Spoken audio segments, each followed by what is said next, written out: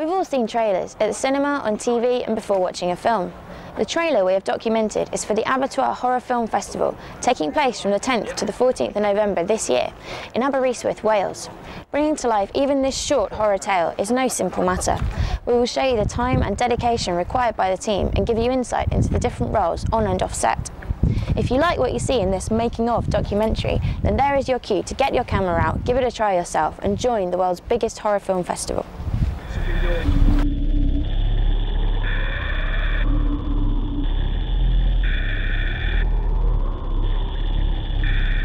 So Rebecca, you're producer, aren't you, today? That's right, yes. What does that entail?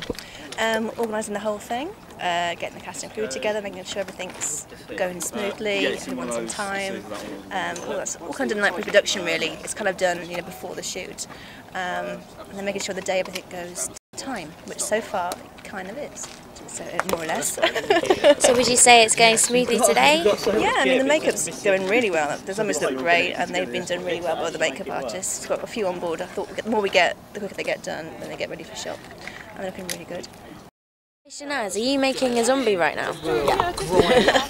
How do you go about doing that? Stark shadows, black and white. It's very monochrome in its colours, and to try and get as even coverage as possible. Okay, well we started by paling down the face to begin with, so she's got like a dead look, like hollowing out the eyes and the cheekbones to make her look a bit sunken. And then we start with we just use this scar plastic. It's quite good.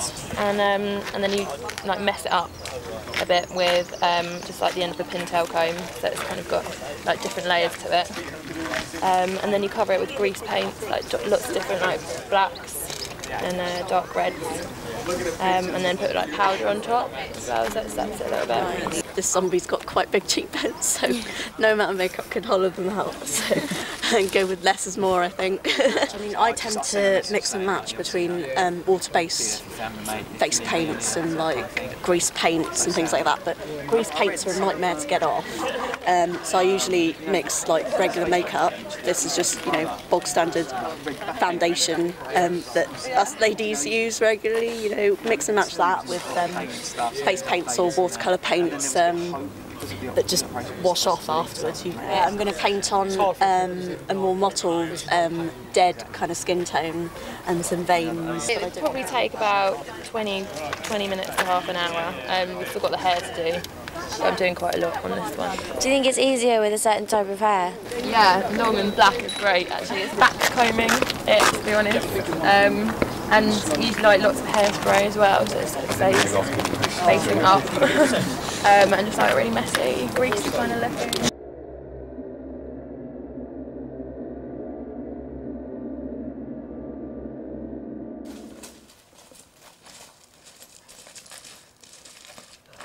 That looks like hefty work. What are you guys doing? Building a pile of rubbish. Yeah. To put a TV on, so the zombies can feel at home. And we're going to build a little fire as well, I think, in this. Cool. So you're basically set building at the moment? Yeah. Are you using whatever you can find, really? Is there a specific plan in your minds about what you want it to look like, or are you just... No, it just needs to have a TV sort of up here, and rubbish everywhere. There's a bit of wombling going on, really. Yes. Everything has to be today. No reshoots. I've never seen so many zombies in one place. I rocked up this morning, I was just like, yeah, I'm not for a load of zombies. And they were like, yeah, that's nice. I'm taking the footage off the P2 cards in the camera, sticking them on the hard drive so that we can take the card back and use it again. Okay, so... Quite a boring job, but hey, it's all part of the process. Are you doing that like all throughout the day, so whenever a new scene gets done you... Yeah, it's like, I think the card holds about 20 minutes worth of footage, so they'll shoot 20 minutes worth of footage, then run the card to me, take the card out of the camera, transfer the data and give them the card back. That's pretty much what I'm going to do, count over a laptop for the next 8 hours or something. Where all the zombie fun happens here. So Owen, you're the sound recordist. What exactly does that entail? It basically involves running around after the cameraman and the actors with a large fluffy microphone, trying to get as close to them as possible, and picking up all the all the sounds all the dialogue and sort of sounds that they're going to be making. So I guess for the zombies, that's going to be a lot of like grunting and general chattering and things like that, basically. I've seen obviously in a lot of, sort of horror movies, there's a booming bass sound that goes over it to sort of create suspense. Do you use that kind of sound effect? I have done before. It can really, use a lot of kind of weird sort of bass frequencies. It can really mess people's heads up. You've got to be careful how you mix it. Last time we showed it in the cinema, we had things falling off the walls. Slightly, we had the exit sign on the little fire escape sign just kind of rattling and sort of nearly came off the wall. So you've got to be careful in the mix when you put it back in. But no, stuff like that, and just kind of eerie tones as well. Anything that doesn't sound quite natural, like any sort of music or any sort of natural sounds that you'd ever hear in the real world, really mess with people's heads, and it's great. It really kind of adds to it.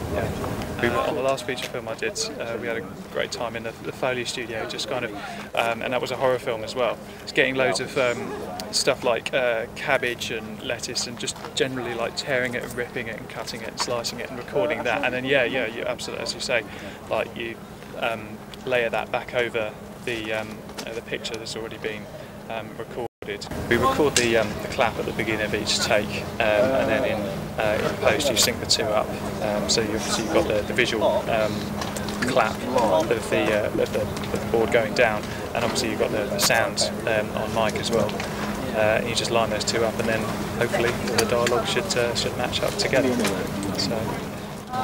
The director comes up with what he wants for the shot, and it's my job to make that shot sort of look the way he wants it to look. It's quite concentration heavy job as well, because you always have to watch for things like people going out of focus, following focus, make sure the frame doesn't go wrong, make sure actors don't fall out of frame. So basically following the action.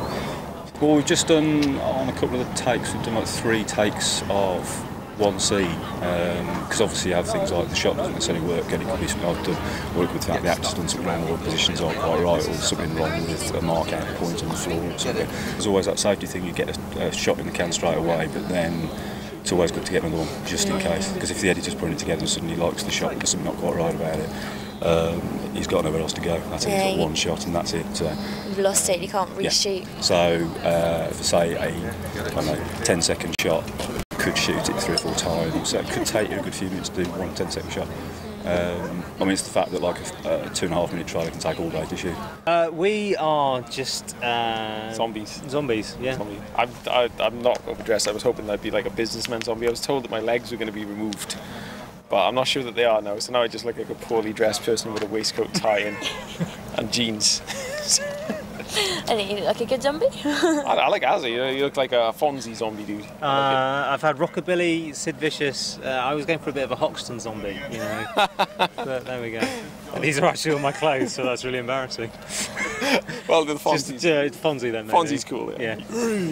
But yeah, we're zombies for the day. Because I think the trick is just to keep everything moving and keep everyone busy and give everyone as much to do as possible. So that not just, what are you standing still for? It's not to crack the whip or anything like that. It's just I think people that will feel that they're contributing if they're doing something. And you try to get a crowd of people together, do a film for free.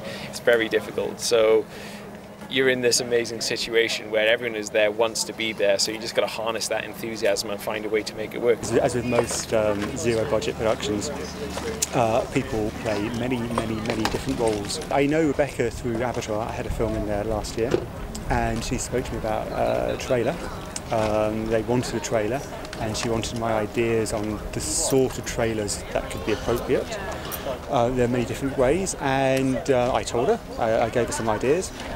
And then I kind of thought, I might actually write a script for her as well and actually give an actual idea for a trailer. I did, and she liked it, and other people liked it, and less than 2 months later, well, here we are. No injuries, which is brilliant.